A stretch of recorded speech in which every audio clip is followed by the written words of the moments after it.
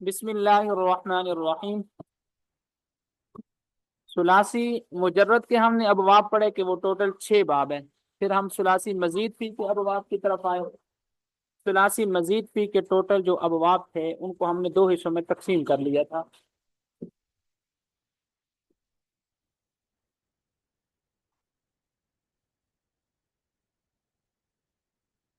ان کو ہم نے 2 حصوں میں تقسیم کیا تھا۔ نمبر 1 بے حمزہ وصل اور نمبر 2 با حمزہ وصل۔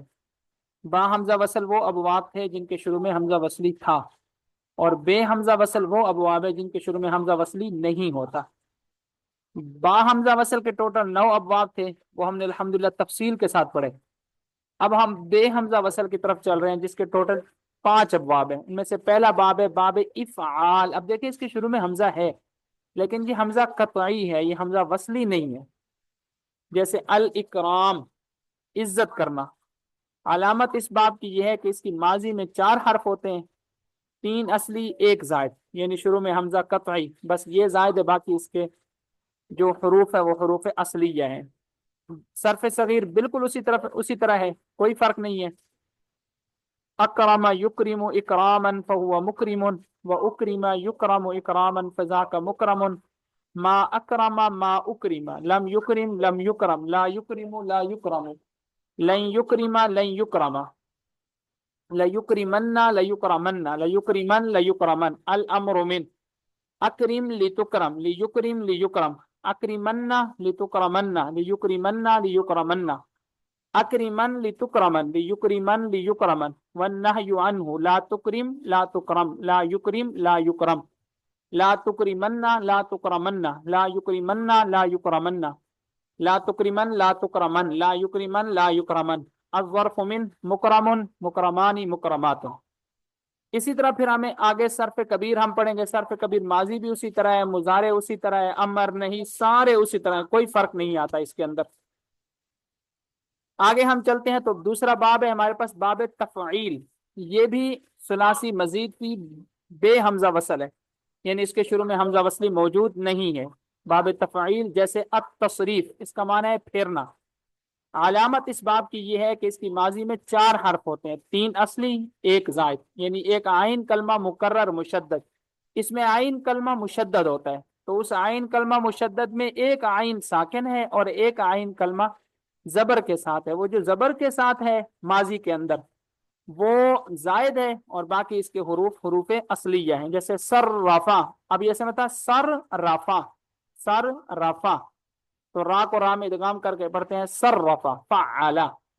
تو اس میں جو ایک را ہے، کیونکہ ہم جان چکے ہیں یہ پہلے کہ جو مشدد حرف ہوتا ہے وہ 2 حروف کے قائم مقام ہوتا ہے۔ جو مشدد حرف ہوتا ہے وہ کتنے حروف کے قائم مقام ہوتا ہے؟ 2 حروف کے وہ قائم مقام ہوتا ہے۔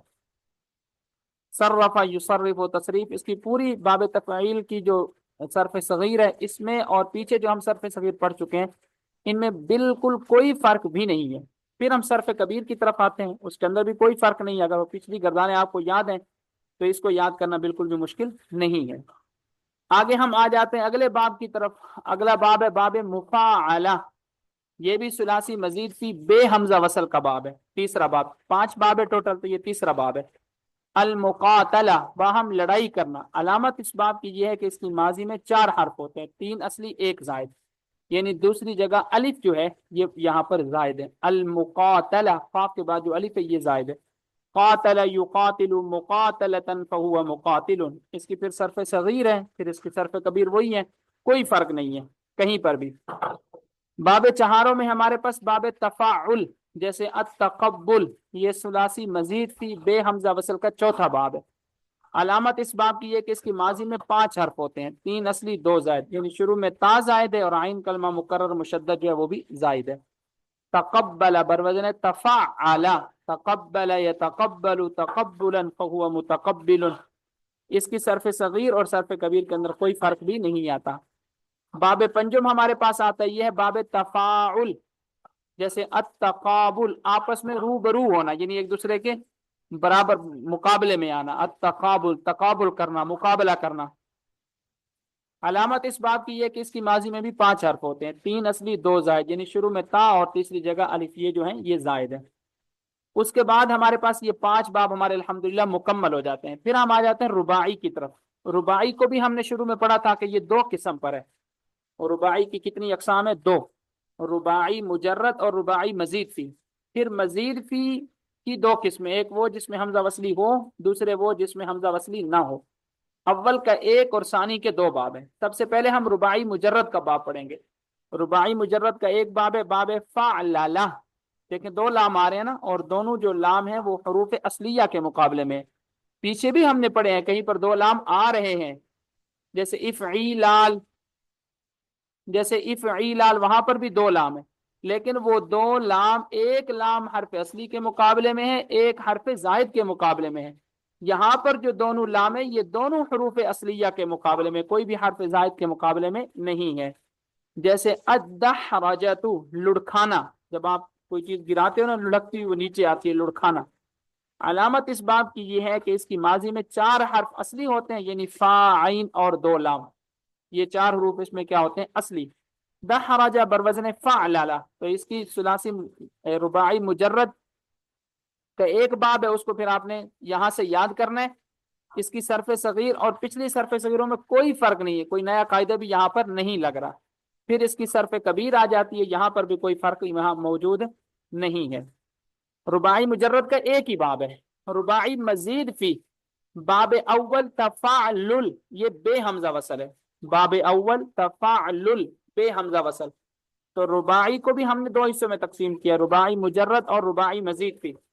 رباعی مجرد کا ایک ہی باب تھا، وہ ہم نے پڑھا. اب ہم چل رہے ہیں رباعی مزید فی بے حمزہ وصل.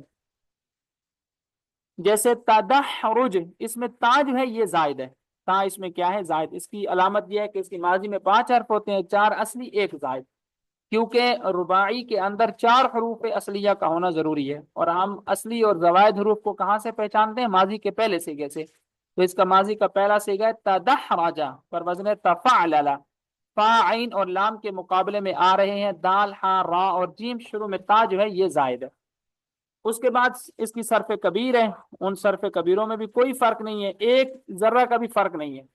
رباعی مزید فی کا دوسرا باب ہے باب 2، باب افعن لال با حمزہ وصل. اس کے شروع میں حمزہ وصلی آ رہا ہے. اس کے شروع میں کیا آ رہا ہے؟ حمزہ وصلی. جیسے الاحرنجام، جمع ہونا. علامت اس باب کی یہ ہے کہ اس کی ماضی میں 6 حرف ہوتے ہیں، 4 اصلی 2 زائد، یعنی شروع میں حمزہ وصلی زائد ہے اور چوتھی جگہ نون زائد ہے. احرنجم یحرنجم احرنجاما فهو محرنجم. صرف صغیر پھر صرف کبیر ہے، دونوں کے اندر کوئی فرق موجود نہیں ہے. پھر اگلا باب آتا ہے باب سوم، باب افعلال با حمزہ وصل. اس کے شروع میں بھی حمزہ وصلی موجود ہے. صرف صغیر فعل رباعی مزید فی صحیح اسباب افعلال. جیسے الاقشعرار، اقشعر یقشعر اقشعرارا فهو مقشعر. جب اس کو آپ پڑھیں گے تو اس کے آخری حرف میں دیکھیں شد ہے. جب شد ہے تو ہم جزم والے جو سیغے آئیں گے، مضارع کے اندر 5 سیغے آئیں گے، اسی طرح نہیں کے اندر، امر کے اندر، یہ جو مشدد سیغے ہیں ان سیغوں کو ہم نے 3 دفعہ پڑھنا ہے، زبر کے ساتھ، زیر کے ساتھ اور بغیر ادغام کے. لم یقشعر، لم یقشعر، لم یقشعر. 5 سیغے میں آپ کو کل کے سبق میں بتا چکا ہوں. ان 5 سیغوں کو ہم نے بغیر ادغام کے بھی پڑھنا ہے، زبر کے ساتھ بھی اور زیر کے ساتھ بھی. اب یہ ہمارے ثلاثی مجرد کے بھی باب پورے ہوئے، ثلاثی مزید فی کے بھی پورے ہوئے، رباعی مجرد کے، پھر رباعی مزید فی کے. اب آپ کو یہ پتا ہونا چاہیے کہ ثلاثی مجرد کے ٹوٹل کتنے ابواب ہیں، ثلاثی مزید فی کو کتنے حصوں میں تقسیم کیا جاتا ہے، ثلاثی مزید فی بے حمزہ وصل کے کتنے ہیں، ثلاثی مزید فی با حمزہ وصل کے کتنے ہیں. پھر اس کے بعد رباعی کو ہم 2 حصوں میں تقسیم کرتے ہیں، رباعی مجرد کے کتنے باب ہیں، رباعی مزید فی کو 2 حصوں میں تقسیم کرتے ہیں، رباعی مزید فی با حمزہ وصل، رباعی مزید فی بے حمزہ وصل. تو ان تمام کے بارے میں آپ کو علم ہو کہ کون سا باب کس وزن پر آتا ہے اور کس باب کی کتنی اقسام ہیں.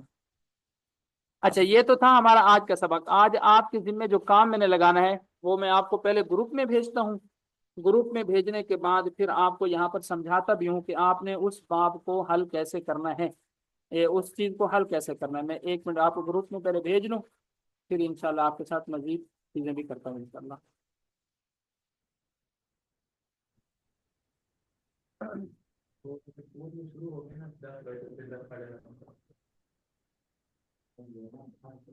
اب یہ روزانہ اگر سیکھے آپ حل کریں گے، 10 15 دن بھی آپ انشاءاللہ حل کر لیں تو آپ کو بہت اچھی طرح سے چیزیں سمجھ آنا شروع ہو جائیں گی انشاءاللہ۔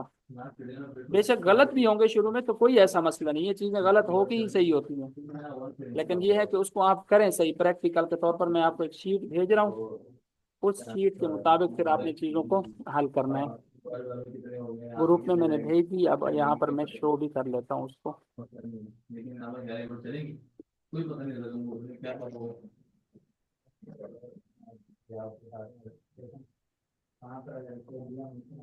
یہ دیکھیں آپ کے سامنے یہ شو ہو گئی۔ پہلے اس کو میں طریقہ سمجھاتا ہوں، طریقہ سمجھانے کے بعد پھر آپ کو الفاظ دیتا ہوں، پھر الفاظ آپ نے اس کو حل بھی کرنا ہے۔ ایسا نہیں ہے کہ وہ آپ اس کو حل نہ کریں، حل کریں گے تو ہی فائدہ ہوگا، غلط ہو کوئی مسئلہ نہیں ہے، لیکن ایک دفعہ چیز ہو جاتی ہے تو پھر اس میں مسئلہ نہیں ہوتا، اس کو کرنا آسان ہو جاتا ہے، چیزیں سمجھ آنا شروع ہو جاتی ہیں۔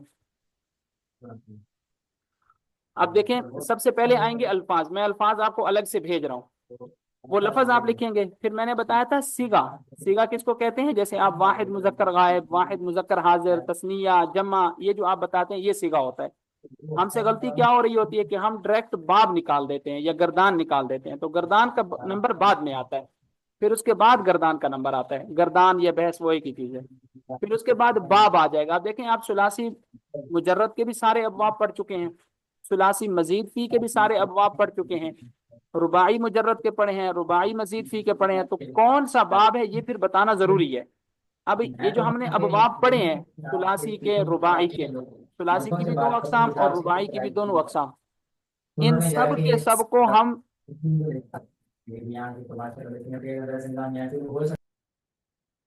اچھا ان سب کے سب کو ہم الحمدللہ پڑھ چکے ہیں۔ اب آپ نے اس کو جب حل کرنا ہے، غلطی ہوگی کوئی بات نہیں، مجھے آپ حل کر کے بھیجیں، میں اس کو انشاءاللہ چیک کروں گا۔ غلطی ایک دفعہ ہوگی، 2 دفعہ ہوگی، 3، کوئی مسئلہ نہیں ہے، اس میں کوئی پریشان ہونے کی ضرورت نہیں ہے۔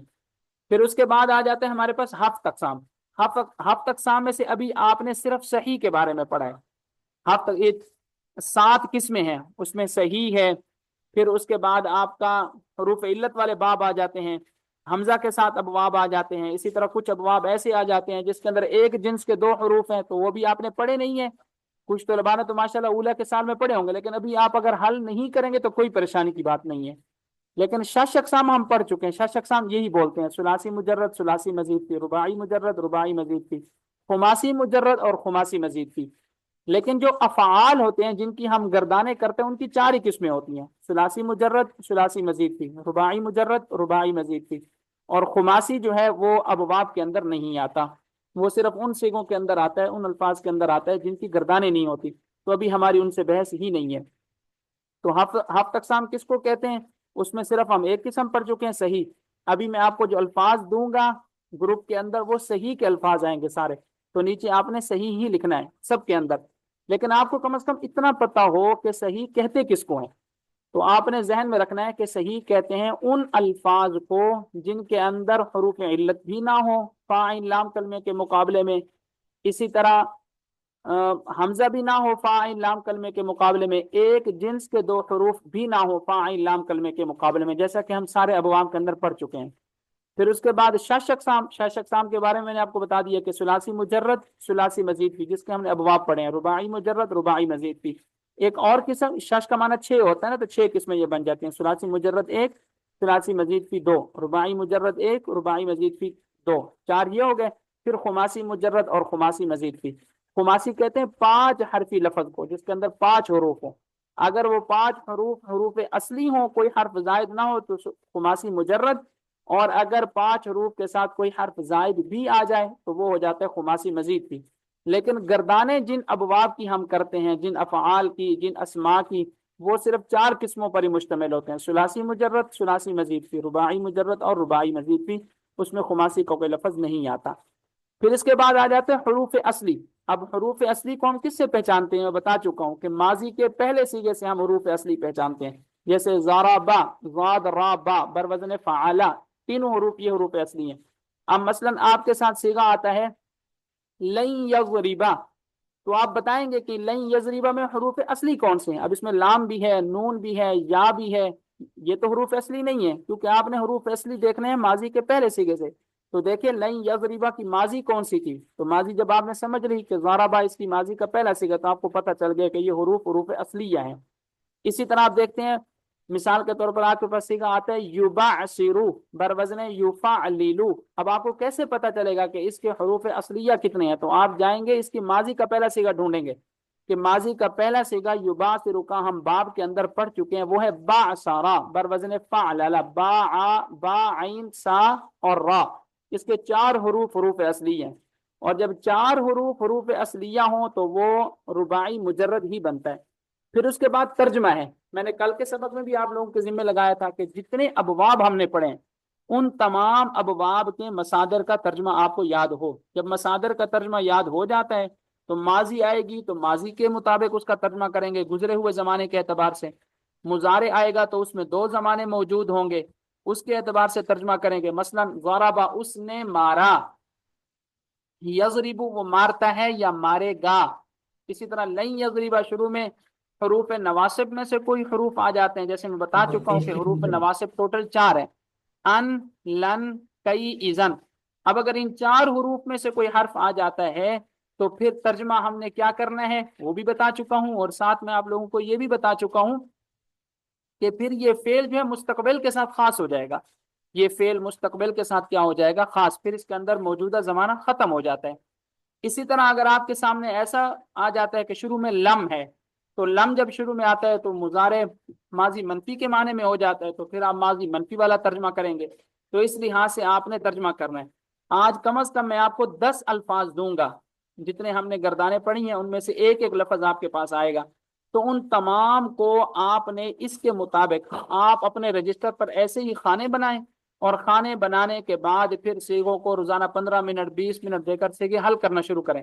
جب آپ حل کرنا شروع کر دیتے ہو تو چیزیں آسان ہونا شروع ہو جاتی ہیں۔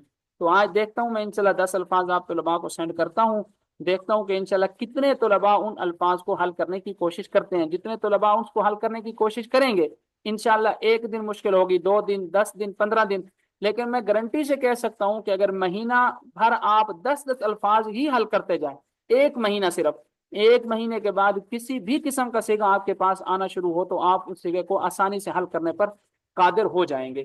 تو صرف کا سبق آج ہم انشاءاللہ یہاں تک کرتے ہیں۔ اب آپ طلباء مجھے بتائیں کہ یہ چیزیں آپ کو سمجھ آئی ہیں؟ کوئی چیز